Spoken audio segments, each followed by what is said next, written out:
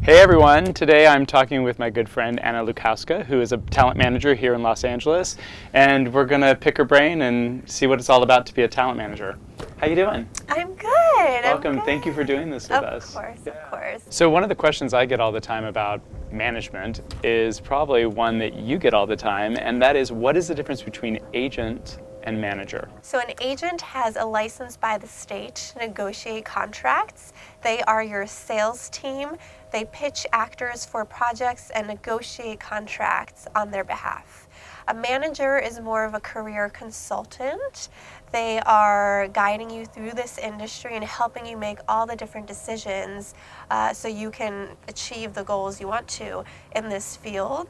They are kind of an investor in your career. You're giving them a portion of your income to help you make decisions. They will pitch on your behalf, make phone calls, introductions, do your brand consultant, tell you where to go for acting classes, photographers, coaches, publicists, attorneys, the list goes on. They're helping you through all of that. You know, a lot of people kind of think of management as one more person who's submitting on projects. Mm-hmm. And of course you're doing that, Sure. but you're so much more than just a daily submission service. Sure.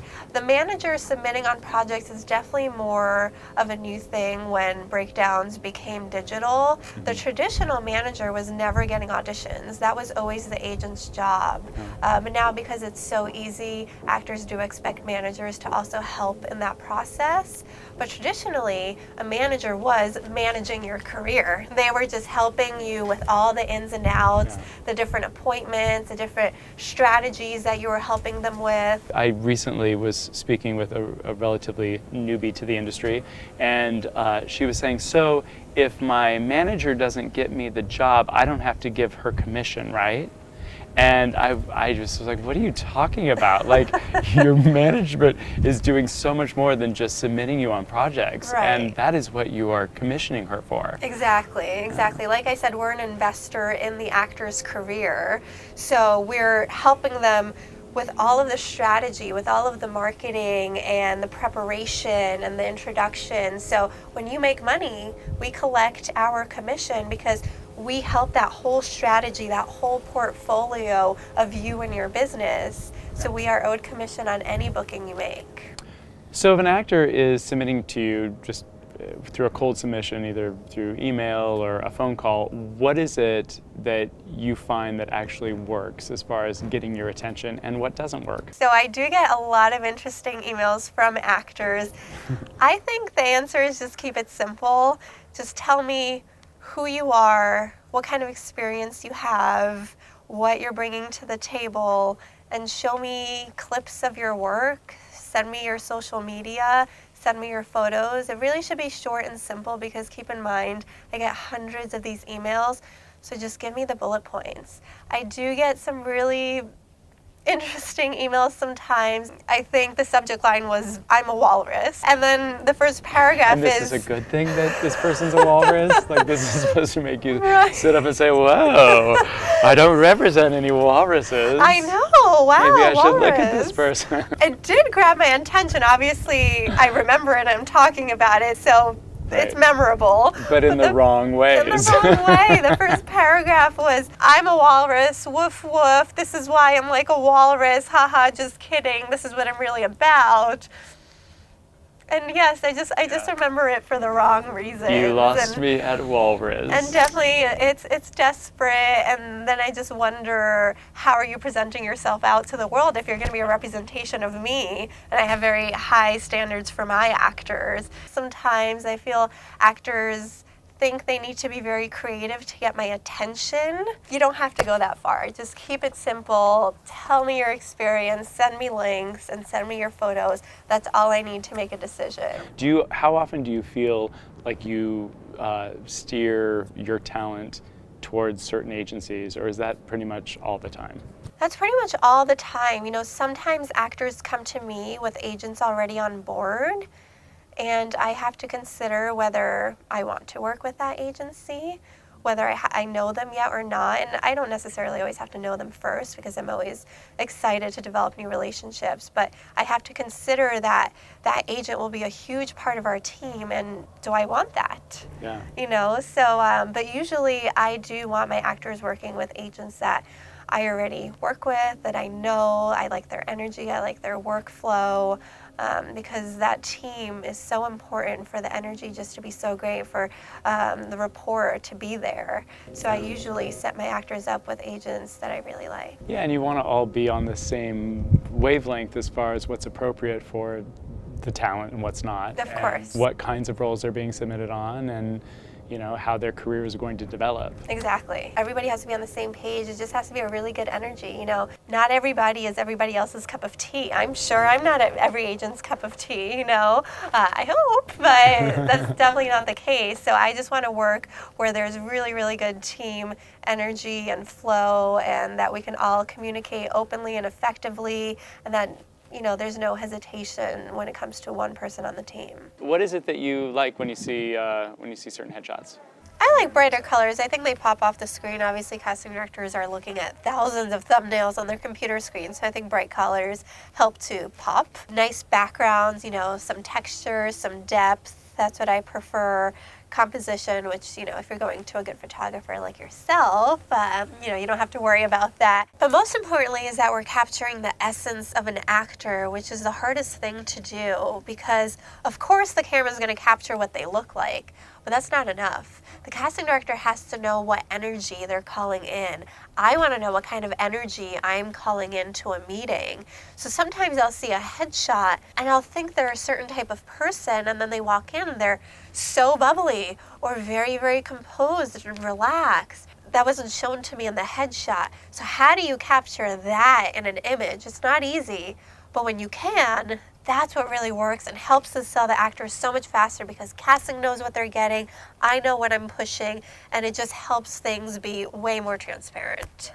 I really like to prepare with my actors a lot before a photo shoot, because it's a lot of money and it's very important, and that's part of my job as a manager, is a lot of consulting before photo shoots, because headshots are your number one marketing tool. They're very important to us, so I spend a lot of time on that. An agent can't do that. They don't have time to devote that time to an actor to really go back and forth so much preparing for a photo shoot. I think sometimes actors come to me that have had photo shoots with wonderful photographers, and the pictures look great, but because there was no manager on board and no consultation, it's not true for their brand, and I need them to take new headshots, because now we have to discuss what's going to actually work for you. Could you explain the process that you go through as far as like looking through breakdowns and Sure. and deciding how to submit to what different projects? Of course. So breakdowns is obviously something that all agents and managers subscribe to in our industry. That's where all the roles are posted for TV shows, movies,